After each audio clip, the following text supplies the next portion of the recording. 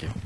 We have a truly distinguished panel who will offer their reflections shortly. But before we get underway, I should note that this is Hudson Institute's 50th anniversary year, and to mark this occasion, the Institute has begun a 50th anniversary seminar series, and today's exceptional book forum is the second event in this series. This is altogether appropriate, as Irving Kristol played a role in the history of Hudson Institute, formally as a trustee and informally as a mentor, teacher, and beloved friend to so many of us here today. Irving Kristol's life story is in its own way a very American story.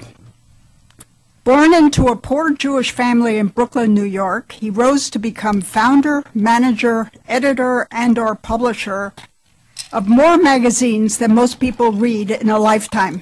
Irving Kristol was not only the father of neoconservativism, he was a friend and mentor.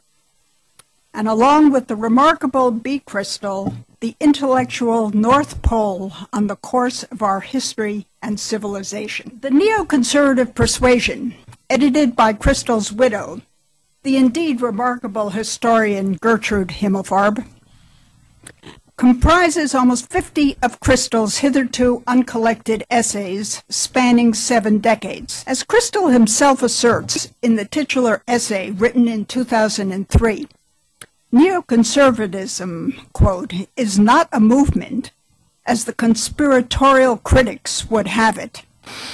It is a persuasion, one that manifests itself over time, but erratically, and one whose meaning we clearly glimpse only in retrospect.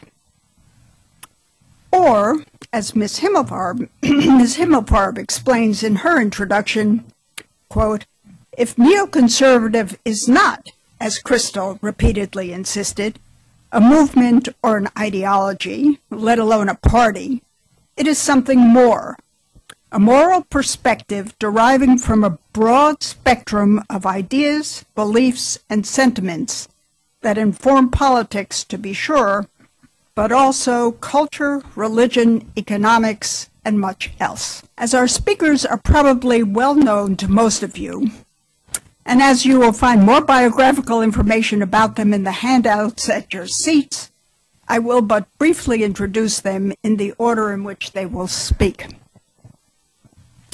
Pulitzer Prize-winning syndicated columnist and political commentator Charles Krauthammer will be our first speaker, and he will reflect on Kristol's thought about foreign policy. Director of Hudson Institute's Economic Policy Studies Group and economic and political columnist Irwin Stelzer will speak next with reflections on Kristol's writings on economics. Madden Jewett, scholar at the American Enterprise Institute and noted bioethicist and biblical commentator Leon Kass will follow, focusing on Kristol's writings on religion. And finally, editor of Weekly Standard, William Kristol, clearly the panelist most indebted to Irving Kristol, will pick up on subjects or issues not addressed by the previous 3. Thank you. When Irving applied himself either to isolationism or, which was the more important ideological persuasion in foreign affairs, to liberal internationalism, he left little standing when he got through with it. And he was relentless in demolishing the foundations of liberal internationalism, which, generally speaking, is the language of our diplomacy, has been the framework for American foreign policy, with a few exceptions, ever since, for the last century, since Woodrow Wilson. And he describes it as a messianic vision of, quote, subordinating all national interests and national values to the serene judgment of the international community. And in effect, he says, to render it unnecessary for any nation to have a vigorous foreign policy of its own. And he adds, this, of course, is an ancient vision, but it is fair to say that only in our century did statesmen and political philosophers think it a realistic agenda for an unredeemed humanity. And Irving is relentless in taking apart its assumptions, international law, which he describes as one vast fiction. The world community, which by liberal internationalists is defined as a community committed to a universal definition of law and order and civilized behavior, which anybody over the age of 11 will know does not exist. There might be a community of civilized nations in the West that accept certain assumptions, that will agree to take on obligations, but that does not apply abroad. And of course, when we have these universal treaties, universal organizations, which necessarily include the illiberal ones, to say nothing of the rogue states, what it ultimately does is it hampers the civilized and the liberal, because they adhere to the letter and spirit of whatever they sign, and of course it leaves unmolested the will and the malevolence of those who sign a piece of paper and mean nothing. I remember. Now start with the hopes for a revolution led by the Tea Party. Irving always had a soft spot for populists, perhaps because he saw them as hard-working folks making their way in a world without tenure. I remember when I was preparing this talk, Cedar reminded me of Irving's delight every year when the Rolling Thunder bikers came to town, not an academic gown in their midst, and only tattoos and American flags. It appealed to him a great deal. At least a decade before the Tea Party populists appeared on the scene, Irving pointed out that such movements in America tend to be anti-big business but not anti-capitalist, which is a very big difference, and that they arise because the structure of our polity and economy make it possible for vox populi to find expression, and that populist conservatism could turn out to be the last best hope of contemporary conservatism. That's in The Right Stuff, which is an interesting piece. So far, so good. But many, especially those in the Right to Life movement, he pointed out, have a tendency to be fanatically determined to make the best the enemy of the good. So keep in mind one of Irving's conclusions, lest you lose heart when failing to clear the first hurdle on the path to undoing the damage, the fiscal and regulatory damage inflicted on our economy in recent years. And the nice thing about in recent years is it's not a number. So you can read it any way you choose. There will surely be defeats ahead, many of them self-inflicted, he wrote. And remember, too, his typically realistic and modest goal of reducing the relative size of the public sector by growing the private sector. Although Irving says little about the nature of his theotropism, what exactly is his orientation to the divine?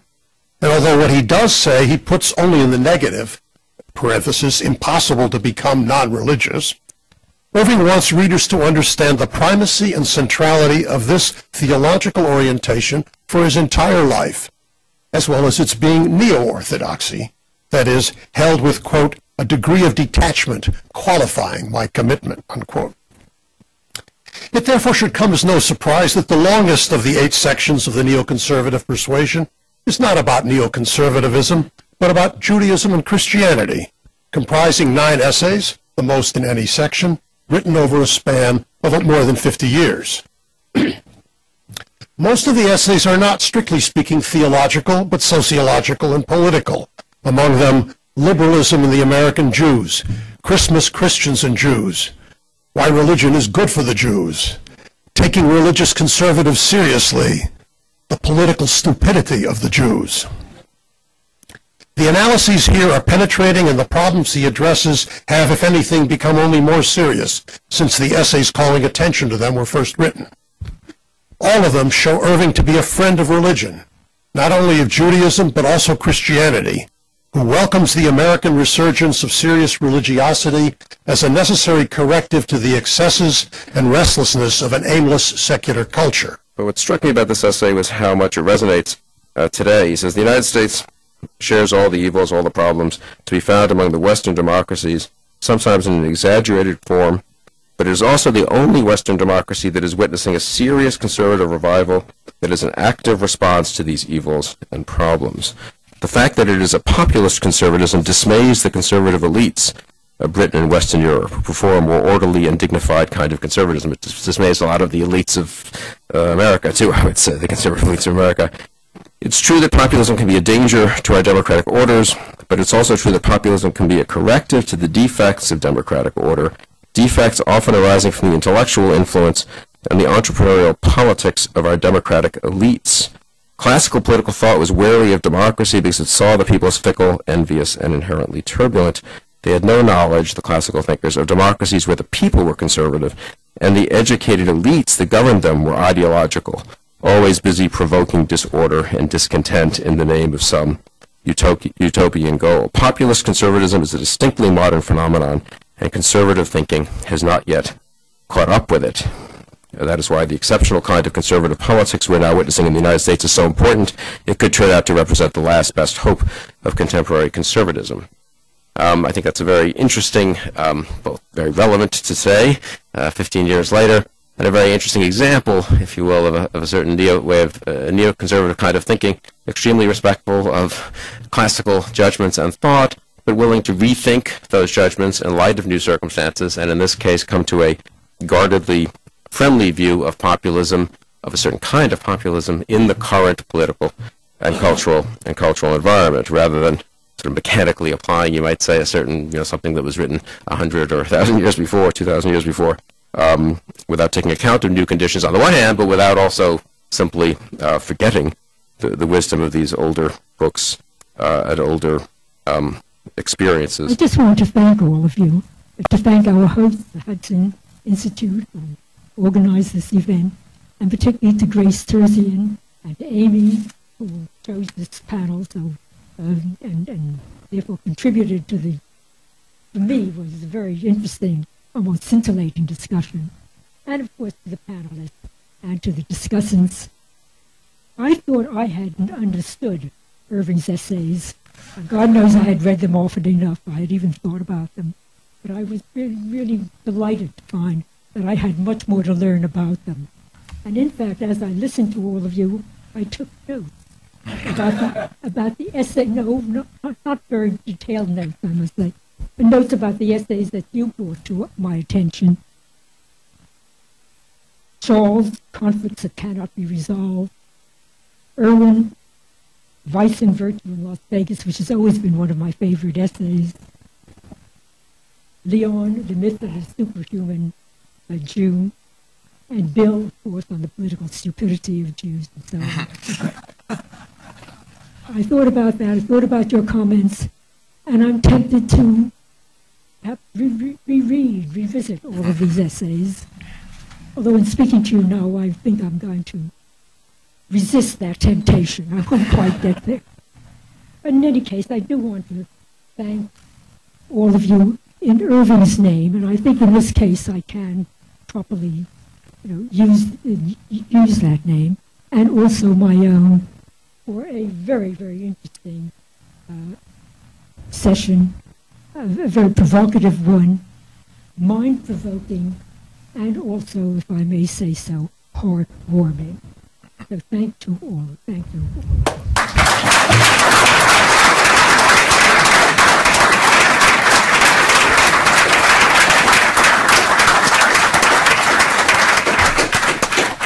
Thank you for doing the volume. That's our greatest thanks are to you, really. And thank all of you.